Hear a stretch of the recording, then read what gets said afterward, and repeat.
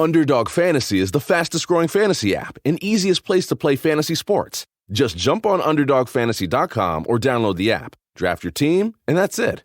And if drafts aren't your thing, they also have a pick'em game where you can win 20 times your money in a single night. Use promo code RADIO, and Underdog will double your first deposit when you sign up with up to $100 in bonus cash. Deposit $100, get $100 free. That's promo code RADIO. Terms and conditions apply.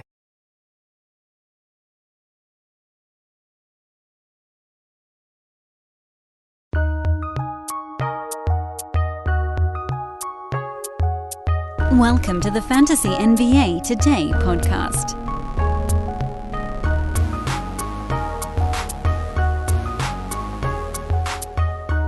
It would appear as though we should have been a bit more aggressive with our other Game 7 hangover fade, because the Mavericks had one too.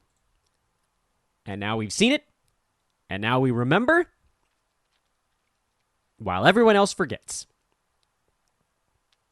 It's actually kind of remarkable. There aren't that many Game 7s that happen in the NBA playoffs, and when they do happen, they tend to happen towards the end of the playoffs, so the quantity of them is generally somewhat low.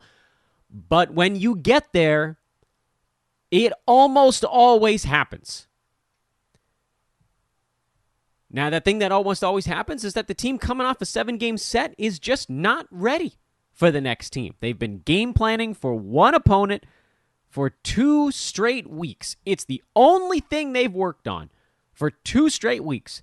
They are gassed, they are ill-prepared, and they get beat up. Now, the difference between the Boston-Miami game and the Golden State-Dallas game was that the Warriors kind of took it to the Mavs right out of the chute. Boston had a few punches. They had a good first half and then ran out of gas. Dallas just sort of had no gas right from the outset, and some of that is probably because the Warriors offensively are just so different than Phoenix. I say better, worse, whatever, just really, really different. And Dallas wasn't ready for that. So the Warriors did cover. Unfortunately, it didn't go over. The Warriors did their part in it. They scored 112 on 56% shooting. But Dallas just had nothing in the tank offensively. So, even though this game with a modicum of offensive efficiency would have gotten there, Dallas just missed everything. They had 87 points, 86 field goal attempts in the game. They had one more point than field goal attempt. That's not great. Pace was decent. But, we just needed one side to be better offensively. And that's the fear. Certainly, defense suffers when you have tired legs, but so does shooting. And you're sort of trying to weight which one is going to have the larger impact, and certainly the lack of shooting. Dallas 36% in the ballgame, that had a bigger impact than their ability to stop Golden State, or inability rather, who put up 112, and that's cool. That's what we wanted, to get to the over, but we wanted Dallas to get to 105, 106, whatever that would have been based on the expected total. Expected, by the way, total would have been Golden State 112, Dallas 105, or Warriors 111, Dallas 106, whatever, with the line at about 5.5, or 6. So the Warriors did their part. They actually got an extra point over what they needed to get to, and then Dallas came up like 20 points short. But today, it's Boston-Miami Game 2, and I can't help... Okay, so let me dial it back a little bit. By the way, we're going to be talking about the Orlando Magic later in today's show as well, so stay tuned for that. And I'll introduce the podcast after I get through a couple of these points here on the playoff games. Boston-Miami, Game 1 was a strict fade on public opinion coming out of the last series. Coming out of the last series, it was Miami just was fine, and Philadelphia was terrible. And Boston was fantastic because they got past Milwaukee. It was the greatest victory ever. Send out a signal to the Moonlander, whatever. That's what was setting the public perception of this next series. Now, that's not entirely right, because Miami was the upper seed. So, yes, they should have beaten Philadelphia, but they didn't get the credit they deserved. They beat them. Yes, they lost 2 games in Philly earlier in the series when Joel Embiid came back. They beat Philly twice in Miami without Joel Embiid on the Philly side, but then they beat him again twice with him. So, Don't get me started on whether or not Philly blew it. Philly didn't blow it. They were the 4. They were the underdog in that series. Miami was the 1 seed. They had home court. They were better this year. We should have been looking at that series and thinking, can Philly pull off the upset? But for whatever reason, the public opinion, the way that series was presented by the national media was, will Philly melt down and blow it? When that never should have been the story. Meanwhile, I actually do agree a little bit more with the perception of the Boston-Milwaukee series. That was a great series. Milwaukee probably should have won it despite being the 3 seed to Boston's 2. Yes, they didn't have home court advantage. And Boston was the betting favorite on the series price to start the series. To start it. It flip-flopped back and forth. You got, we created a middle opportunity just the way we've already done with Boston-Miami. But here's the thing. It wasn't the upset of the century for Boston to win that series. They were the favorite coming into it. It was only an upset because they were down 3-2. So they got counted out, and then they won against the reigning champs, the juggernauts, the Giannis's. No one felt like Boston should have been there.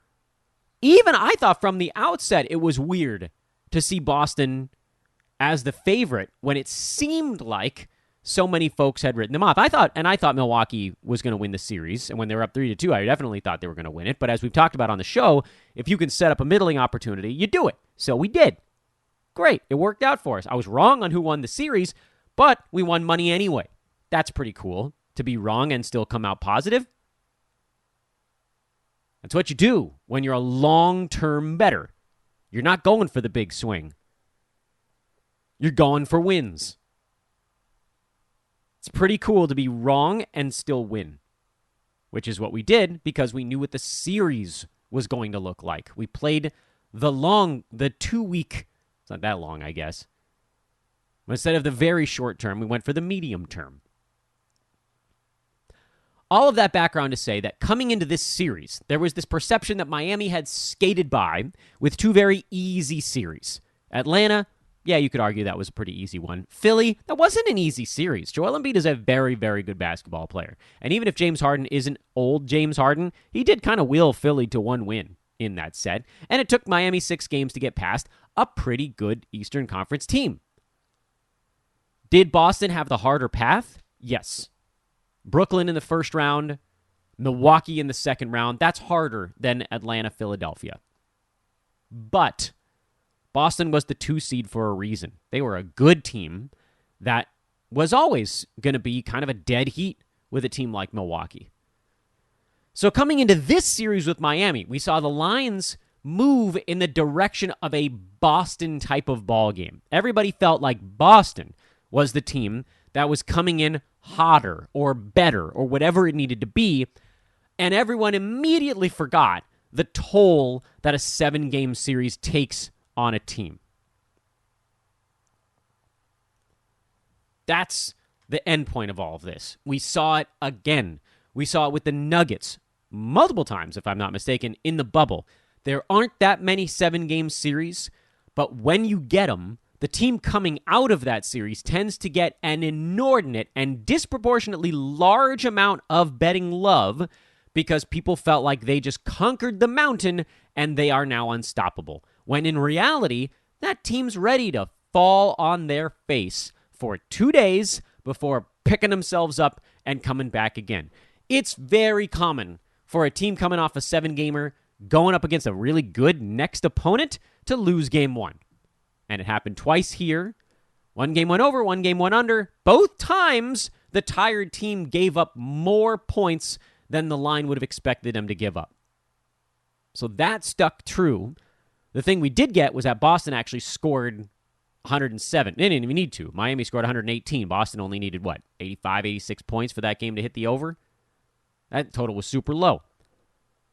The other thing I want to say about this Miami-Boston series is that, in general, the zigzag theory, which I don't know how many of you guys have heard of before, but in NBA playoffs in particular, because there's long sets that teams tend to make adjustments, it's basically betting on adjustments. That each team is going to make key flips in whatever their strategy might be between one game and the next. And so the next game is not at all going to reflect what happened in the first one or the previous one. So in this case, a zigzag would be that Boston plays much better and the game goes much slower. In general, the zigzag theory is hot garbage. It's overblown. It doesn't always work that way. You oftentimes see teams double up on stuff. Playoffs just aren't that simple. Luckily for us, because people have stopped abiding by the zigzag, kind of understanding that it in itself was an overreaction, there are opportunities now where the zigzag does make sense. I think this is probably one of those games. We saw Boston at their absolute most fatigued in the third quarter. It was the worst third quarter of their entire season. And we're almost 100 games into this thing for Boston now. How many times? First series took 5 games over the Nets. Was that right? Or did they sweep them? They might have swept them. That's how good my memory is. That's only like 3 weeks ago. Playoffs take forever. Either way, 82-game regular season, at least 10 playoff games. Boston is in the mid-90s in games played, and that was the worst third quarter they played all year. Miami's good, yes, and Miami's playing hard because it's the playoffs, yes, but it's not because Boston just magically got bad for 12 minutes. It's because they were gassed. Jason Tatum had 6 turnovers in the quarter, his worst single quarter of the entire season from that perspective. That was a team that just lost focus because they had no energy. They're not going to be dealing with that same problem in this ballgame. The other kind of beautiful thing about the zigzag theory is that because the first game opened at 204 and opened at 206, dropped as low as 203, this last game is actually moving the other way because of how high scoring the first game was. But let me once again remind all of you what we saw in game 1. We saw 66 combined free throws. These are not, Jimmy Butler gets to the foul line, Tatum gets to the foul line, but these are not teams like Philly where you just sit on them and expect them to get a truckload of foul shots every ball game. Boston had 18 in their closeout win over Milwaukee. 18 in their closeout win over Milwaukee. They had 23 in their win in Milwaukee. Miami, in their games against Philadelphia, they had 11 in their closeout win. And we're talking 66 in Tuesday's game between these two teams. Boston 32, Miami 34. These teams were just hacking away, going to the paint over and over again. Miami trying to exploit the fact that Boston was tired. They got their shots blocked sometimes, but they didn't care because they were drawing contact. They were getting to the rim. Miami had a ton of blocked shots because Boston had no legs. And it was relatively fast, by all accounts. Miami was able to dictate the pace because Boston fell or got out in front. They were hitting shots. Miami was keeping up. And that was good enough. But Miami wants it to be a slightly quicker ball game. That's what they want. I do think that the lack of Marcus Smart and Al Horford hurts from a pace standpoint. Those are guys that can actually play good defense. They can slow things down. They're going to be also players that have a slightly better feel for game tempo. Whereas I think guys like Tatum and Brown, they might be more inclined to get caught up in what the opponent is doing from a speed perspective. And it's not as though the teams shot the lights out from the field. Miami was at 49%. That's pretty good. Boston was at 46%. That's fine. So from that standpoint, this is a game that had about 220 some odd possessions in it. But again, if you have all of these fouls early in quarters, teams got into the bonus early. So you had 10, 11, 12 second possessions that always resulted in points because of the free throw line.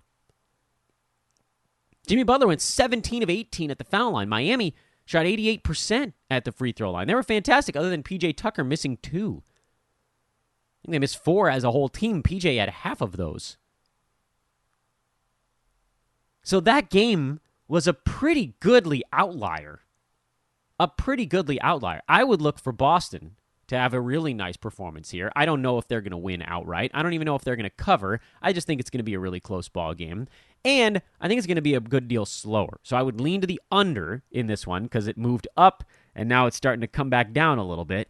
And I would look at Boston because I do think that we're overreacting a bit to how bad they looked in the last one. Hey folks, Dan here. And a reminder, if you look for it, every day is a cause for celebration. You can celebrate a friend for their promotion, their wedding, they had a baby, or some, life thing. You can celebrate yourself for getting your back to finally crack. It's no easy feat, especially if you got an old back. Or maybe you just want to celebrate living in the year 2022 where you can get beer, wine, and spirits delivered from Drizzly in under 60 minutes without leaving your couch. Right now, Drizzly is giving all new customers $5 off their first order with code FAST5. So download the Drizzly app or go to drizzly.com. That's DRIZLY.com and use the promo code FAST5 for $5 off your first order. It's the #1 app for alcohol delivery. $5 off your first order. FAST5, the promo code FAST5 at checkout. Go to drizzly.com or download the app today. Enjoy the convenience of beer, wine, and spirits straight to your door in under 60 minutes. Underdog Fantasy is the fastest growing fantasy app and easiest place to play fantasy sports. Just jump on UnderdogFantasy.com or download the app, draft your team, and that's it. And if drafts aren't your thing, they also have a pick'em game where you can win 20 times your money in a single night. Use promo code RADIO, and Underdog will double your first deposit when you sign up with up to $100 in bonus cash. Deposit $100, get $100 free. That's promo code RADIO. Terms and conditions apply. That was more betting stuff than I wanted to do, and I haven't even said hi. Welcome to the podcast, everybody. It's Fantasy NBA Day, a Sports Ethos presentation. Shout out once again to our good buddies at Ethos Fantasy BB and Ethos Fantasy FB for their podcast football show 3 days a week right now. That'll ramp up to 5 days a week as we get closer to the football season. Baseball podcast is 5 days a week already. Joe Orico, up and over 700 Twitter follows already. How did that happen? Great work by Joe. Great work by you guys. I'm hoping that you guys are all doing what I've asked you to do and following those Twitter accounts. In particular, at Ethos Fantasy FB, the football account, because we're going to have a blurb feed over there and articles over there coming very, very soon. And the baseball one with the 5 days a week podcast, it's just, please do it. I'm asking you nicely. Please do it. Today's Orlando Magic Day here on the podcast, and that's a team that ended up with better fantasy value this year than I expected when the season began. Not that there wasn't something blended in. We liked Mo Bamba. He was on the Dan Besbris Old Man squad, and he turned out to be a really nice play this year. I was lower on Wendell Carter Jr., who, he had plenty of misses this year. That one, me saying that I liked Bamba more than Wendell Carter Jr. drew a lot of ire leading up to draft day, but that ended up being right. Bamba played in 9 additional games and was ranked 28 slots higher in 9 category leagues. Some of that was turnovers, but not all of it. Either way, at the end of the day, both of those guys were pretty good on a per-game basis. Bamba, 53 per game. Wendell Carter Jr., 81 per game, but he did miss 20 ball games. The guys that kind of came out of nowhere on that club, early in the season, Cole Anthony had a really nice run before a bunch of other point guards came in and sort of blew up his spot. Jalen Suggs blew up his spot. Markelle Fultz later in the season, only played in the last 18 games, but sort of helped to blow up his spot. And then Franz Wagner, who, you guys know me, I'm not going to take chances on rookies. This is a huge surprise to see a rookie wing, post fantasy value, and he was number 101 in 79 ball games. So really he ended up being a really nice head-to-head play because he was durable. He was out there. His percentages were anywhere from decent to actually pretty good, very good foul shooter, and contributed a few things kind of across the board. Also of note, Chuma Okeke, Despite a very slow start to the year, finished at 102 on a per-game basis, 70 out of 82 games, and shot just 37.5%. So there was actually upside beyond that. Markelle Fultz, by the way, finished at 196, but he was also limited to about 20 minutes a ball game throughout the season. The Magic are an intriguing beast because from a contractual standpoint, Mo Bamba is a restricted free agent, so he may very well not be back.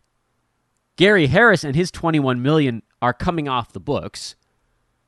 Markelle Fultz has 2 years left and figures to play, probably not back-to-backs, but most of the season. Jonathan Isaac hasn't played in basically 2 full years. It'll be 2 years by the time he actually gets back out on the court. Robin Lopez and his veteran salary come off the books. Terrence Ross is an expiring deal next season, so he's I would say, an almost guaranteed trade. And Orlando has the number 1 pick in the draft. So someone's coming in that's going to be a feature play. So it's very hard to handicap the Magic for next year right now. What I think we can do somewhat safely is point to a guy like Wendell Carter Jr. and say, look, if nobody comes in that's an obvious replacement at center, he's a pretty easy big man to pick in that 80 to 100 range on draft day. Like a 7th round or 8th round, if you can get him that late, big man who will put up value in that neck of the woods. He'll be, kneeling near a double-double, squeezing up against it. Actually passed relatively well, almost 3 assists a ball game. And then you'd hope that maybe the steals and blocks are a little bit better, but I don't think that you can bank on that. He'll just be kind of met in the defensive categories, and everything else has been pretty decent. That one feels relatively safe. Mo Bamba going somewhere else doesn't feel all that safe, although you figure if a team's going to give him a decent contract as a restricted free agent, they would have the inclination to play him. Will he have the same drive to play 71 games wherever he goes in what would at that point then not be a contract year anymore? I don't know. I think he's probably going to be happy to be out of Orlando if he goes someplace else. Where would he end up? I have no idea.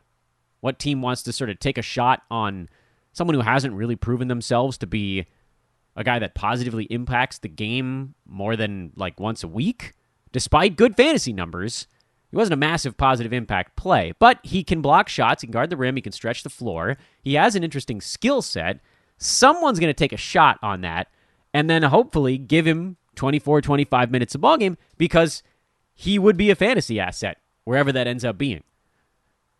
I'd be very surprised if he stayed in Orlando. That feels extremely unlikely given that they do have a first rounder coming in, and whoever that is probably going to be one of the core guys. It never really felt like Bamba was a core guy with this team, even though he pretty much did get to play sort of near starters minutes. And then what of Jonathan Isaac? There's just so much up in the air. If he doesn't start next season healthy, then I'm going to call some sort of conspiracy theorist because you can't, that would be 2 full seasons. He's not going to play in back-to-backs. They're going to be extremely cautious with him because this is not a team that's about to make a playoff run next year. And then you got Markelle Fultz, who's probably going to be sitting out back-to-backs, but maybe he gets starters minutes. What are they going to do with Jalen Suggs? What are they going to do with Cole Anthony? One thing that we learned, I harken back to lessons learned on this season, don't draft players if you don't know their roles are secure. So you know me, I'm not big into the NBA draft. I think everybody feels pretty strongly that there's like 2 or 3 guys this year that are the obvious top few. Jonathan Isaac's getting paid a ton for the next 4 seasons, 3 seasons now now that this one's over. So they're gonna play him somewhere in there. Fultz's contract is for a while. Cole Anthony, he's cheap from a contract with Jalen Suggs. Okay. I don't think I'm touching any of the point guards in Orlando. I don't think that I can. You got Suggs, Cole Anthony, Markelle Fultz that are all going to be fighting for the same stuff. It feels like Fultz is going to get his playing time. We saw some good stuff out of Markelle at the end of last year. It feels like Suggs is a guy they're probably going to start to lean on as a high pick from this last season, and that probably means Cole Anthony is going to be kind of the odd man out. Jalen Suggs' fantasy game wasn't translating this year. I'm not drafting him. Of any of those three, Fultz would be the one I'd take a shot on, but it would have to be like 11th round or deeper. And he's probably either going to see his value go way up or way down based on training camp. Fultz is the starting point guard or starting shooting guard on that team in training camp, and it looks like he's going to get to play near starters minutes. He's going to rocket up draft boards. So I don't see a scenario where he stays in like the 120 range unless he actually looks like he's going to be bad, in which case then you don't want to get him. So no to Suggs, no to Cole Anthony. Jonathan Isaac, he's going to be the guy that I end up getting myself talked into. He's going to be the guy. I can already feel it. But we need to know he's starting the season healthy. And then at that point, we know he has second round upside in his per game production. We also know that he has, 20 plus missed games potential on the total side. So he's not someone you could ever touch in a head-to-head format. Ever. Because he's not going to play in a back-to-back. I can't imagine. On a team that's probably going to be tanking at least one more year. Maybe exactly one more year. I don't know. I don't look that far ahead. It doesn't really matter. Chuma Okeke, I'm not drafting, just to take a detour there for a moment. So it really does, and Franz Wagner is probably going to end up getting picked a little bit too soon because he was solid at the beginning part of this, or most of this year, and he scored, and he's all rookie first team and all that good stuff, but guys are just going to get squeezed on this club. Very little usage is being removed from the Magic, and I would be inclined to suggest that a decent amount is coming in. More Markelle Fultz as he gets healthy, more Jalen Suggs in his second year and health, a first rounder, Jonathan Isaac coming back. Where does the extra for Franz Wagner come from other than, can he kind of assert himself in his second year? If he gets drafted inside the top 100, not touching him. Because he was right around 100 this year, and it felt like it went about as well as it could because there just wasn't that much competition for doing stuff. And he'll get better. He'll get better. He'll continue to acclimate to the NBA. He'll add things to his game. Offensively, he might start to do some more stuff. But he's going to need more usage to hit that next threshold, and I don't know how that appears based at least on the way the roster looks like it might shake out right now. But Jonathan Isaac, you are going to be the cruel temptress of this offseason. I will not touch him unless we see him play in training camp. Okay, let's just put that one very binary switch out there. If he plays in training camp, I'll consider it. But I won't do it. Not drafting someone who's injured to start the year. I need to know that Jonathan Isaac is set to play in the first game of the season for the Orlando Magic to even consider it. And then you got to go all the way back to 2019-2020, the COVID-shortened year where Isaac played 34 games and then blew out his knee, and then came back in the bubble and blew it out again. Let me remind you guys, he played 29 minutes a game that year. It's a long time ago now. Averaged 12 and 7 with a 3-ball and 3.9 combined defensive stats. He was number 17 on a per-game basis that year. Yeah, the injury stuff is a big, bone-crushing deal that you don't really come back from. And yeah, there's a real chance that he plays 45 or 50 games this season. But here's how I want you guys to think about this year. Use Kristaps Porzingis as, and it's a different way of getting to that second round value because Kristaps averaged 20 points and 8 rebounds. But the other stuff is actually not that far off. Jonathan Isaac could very easily get around 7 rebounds. That's pretty close to Porzingis. KP was 1.5 3-pointers. Isaac could very easily be at 1.2, 1.3. Porzingis, 1.6 blocks this year. Jonathan Isaac could easily clear that. KP, big positive impact free throw shooter. Isaac probably not going to be that. Both guys field goal percent probably in the mid to high 40s, mid 40s. So there's actually not that much separating those two dudes. I think Jonathan Isaac probably does more in the defensive categories than Porzingis did, scores less and free throws less. But otherwise, they're pretty comparable from a fantasy standpoint. Not so much reality. Well, actually reality too, because they're both unicorny players that are like the woolly mammoth, where they're just like their bodies aren't built for what they need to do on a basketball court. Kristaps Porzingis played in 51 games this regular season. He was number 17 on a per-game basis.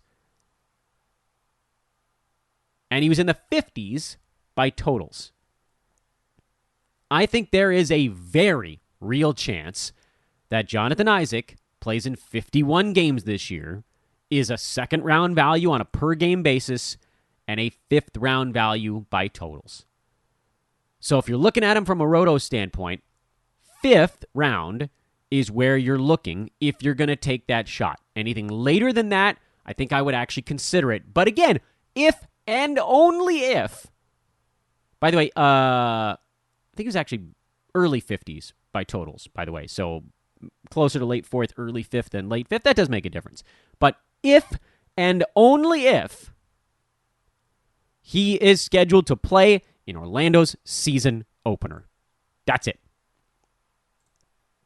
Go follow Ethos Fantasy FB and Ethos Fantasy BB. And Fantasy Passers, go check out today's article from the great Steve Vidovich on the Orlando Magic. They go a little deeper than I did. Mike Passador, one of the greatest writers in basketball, had yesterday's article on the Houston Rockets. That, again, is for Fantasy Passers only. They break down every player on the team.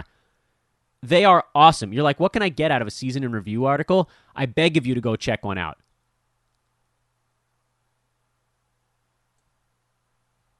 They're so good. They're so good. Man, those guys can write. I can't write like that. I can talk, though. That's what you guys are stuck with. What the hell day is today? Thursday, May 19th. Off-season episode 29. Officially in the books. We'll do another team tomorrow. Maybe. I don't know. I kind of want to do the playoff rehash. Although with only 2 series left, we'll probably have time for both. All right. Tentatively, tomorrow, Friday weekend show, we'll cover the 3rd worst team in the NBA, which I think was Detroit. Is that the Pistons? Pistons or Thunder? They're all in there. Pistons or Thunder tomorrow. I haven't looked that far ahead. I do my work pretty shortly before the podcast. That way it's all in my head. It's either Pistons or Thunder tomorrow, and a little bit of a playoff weekend thing. And then remember, the guys over on the Fantasy Pass side, the writers, they have articles coming out over the weekend as well. So they'll get out in front of us, and then we'll just kind of play a little bit of catch-up and piecemeal it together from there. We got a long off-season to meander our way through.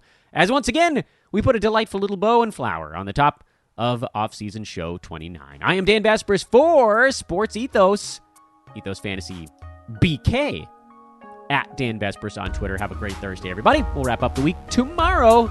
We'll talk to you then.